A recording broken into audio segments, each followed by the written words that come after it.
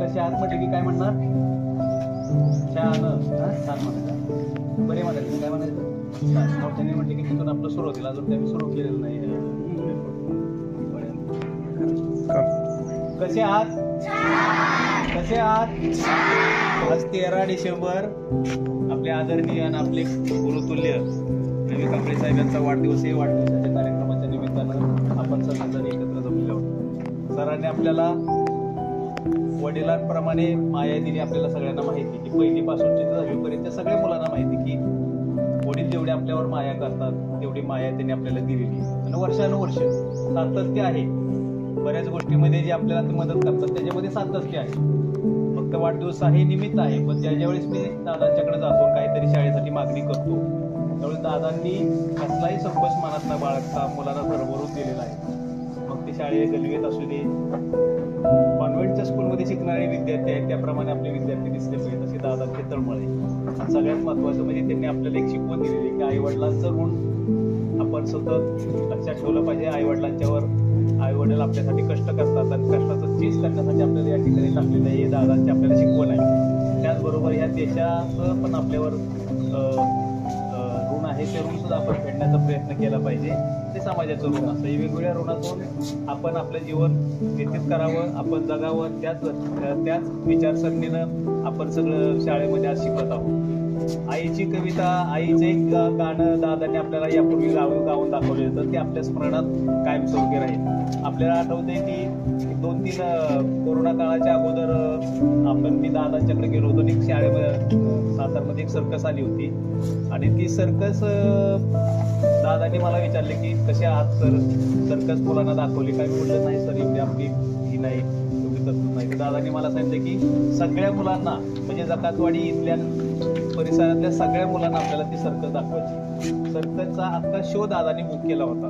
म्हणजे आपण पाहतो की सर्वसामान्य घरातले आपण कुटुंब असतो ते आपल्याला जवळून सर्कस पाहण्याचा योग येत नाही. पण दादांनी तसं केलं नाही. दादांनी अख्खा शोच बुक केला होता. लहान मुलांना सुद्धा सर्कशीला एकदम पहिल्या रांगेमध्ये बसण्याची संधी मिळाली होती. त्याचबरोबर वेगवेगळे उपक्रम दादा शाळेमध्ये राबवत असतात आणि या माध्यमातून ते आपल्याला मदत करत असतात म्हणण्यापेक्षा ते आपल्या आनंदामध्ये सहभागी झालेले असतात. दादाचं एक वाक्य मला अतिशय आवडतं की ती म्हणजे मी देतो हे माझ्याकडे काय नाही, मला परमेश्वराने दिलेलं आहे. ते एक माझं माध्यम आहे आणि ते माध्यमाच्या रूपाने मी तुमच्यापर्यंत येत असतो. म्हणजे एवढा सामान्य माणूस आणि जो माणूस की गोरगरिबांच्या सेवेसाठी अखंड अहोरात्र झटणारा असा व्यक्ती आहे. या व्यक्तीचा आज वाढदिवस आहे. वाढदिवसाचा आपण शाळेच्या वतीने त्यांना टाळ्यांच्या गजरामध्ये हार्दिक असं शुभेच्छा देऊया.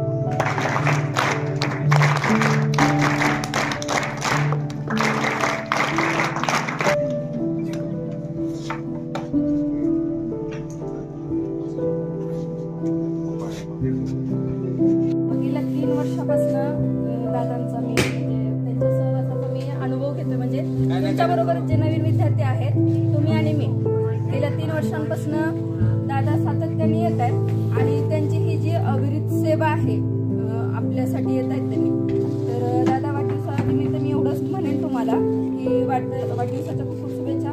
दीर्घायुष्य व्हा आणि तुमचं हे जे प्रेम आहे, आपुलकी आहे, आमच्यासाठी तुमचं जे देणं आहे, तुम्ही जे म्हणजे एकदम अंतर्मनातनं जे देण्याची तुमची भावना आहे, तर कायमस्वरूपी तुमचा खूप आशीर्वाद, तुमचं प्रेम आमच्याबरोबर असंच राहू देत आणि तुमच्या या कार्याला मी छान नमन करते. खूप खूप धन्यवाद.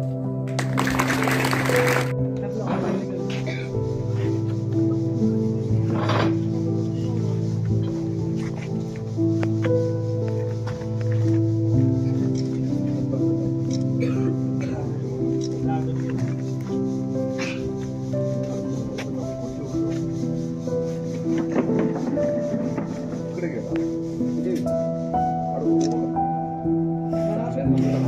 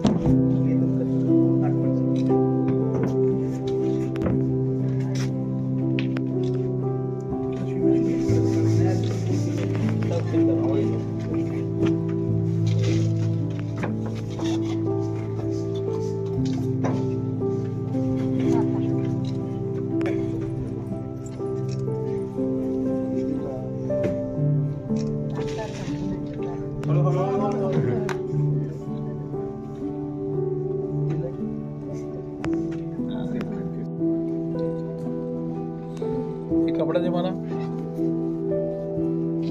5 ताट येते बघा.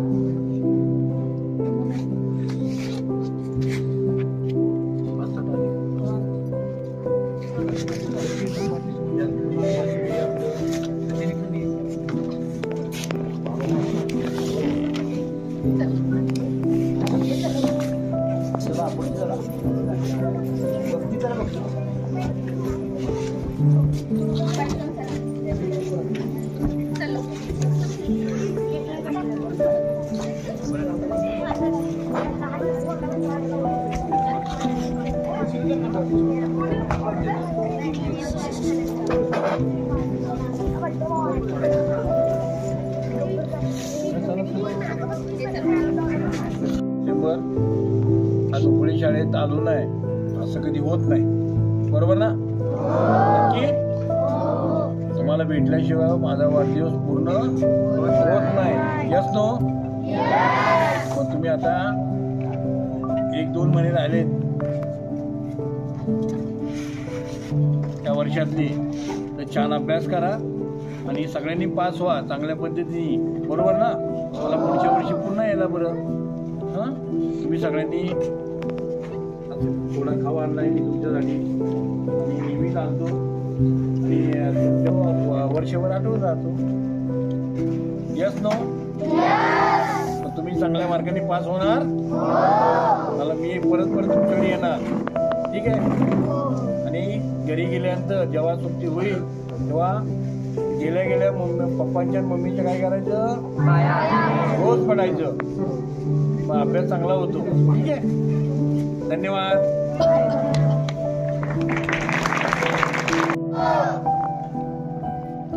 आज वाढदिवसानिमित्त तुमची सगळ्यांची गाठ पडली, याच्यापेक्षा दुसरं बाकी आपल्याला काहीच नाही. Yes no? Yes no? नक्की येस? येत नाही.